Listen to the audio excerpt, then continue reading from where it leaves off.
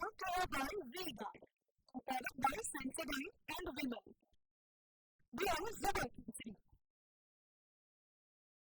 Rajkot TRP game zone અગ્નિકાંડ મુદ્દે શહેર પોલીસ કમિશનરનું નિવેદન સામે આવ્યું।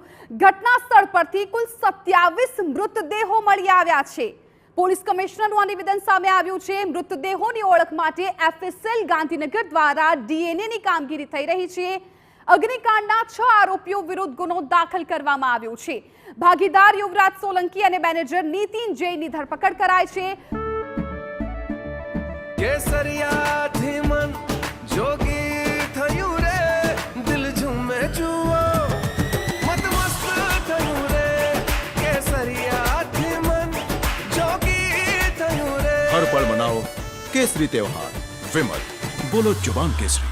फरार अन्य 4 आरोपीओनी पोलीस द्वारा शरू कराई छे शोधखोळ। कमिश्नर तरफथी आ તમામ નિવેદનો સામે આવ્યા છે, જેમાંથી ખૂબ જ દુઃખદ રીતે કહેવું પડે છે કે 27 લોકોના ઘટના સ્થળ પરથી મૃતદેહ મળી આવ્યા છે। આ નિવેદન સામે આવ્યું છે પોલીસ કમિશનરનું।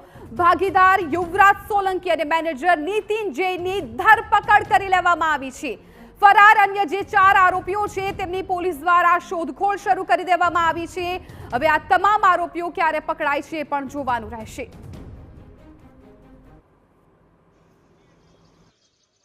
સ્થળ ઉપરથી આપણે 27 જેટલી ડેડ બોડીઝ રિકવર થઈ હતી અને આ બધા ડેડ બોડીઝના સિવિલ હોસ્પિટલમાં ડીએનએની કામગીરી કરી અત્યારે આ ડીએનએ મેચિંગની કામગીરી એફએસએલ ગાંધીનગર ખાતે ચાલી રહી છે।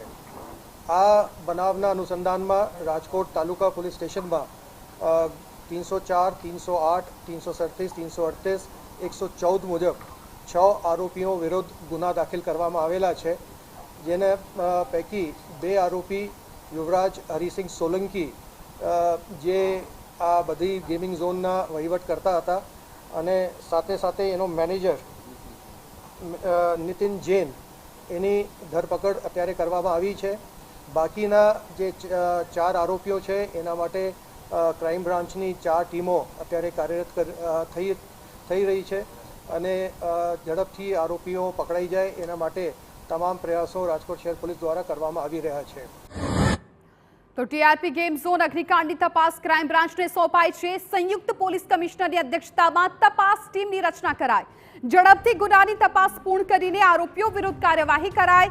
વૈજ્ઞાનિક પુરાવા એકત્ર કરવા માટે એફએસએલની મદદ પણ લેવામાં આવશે।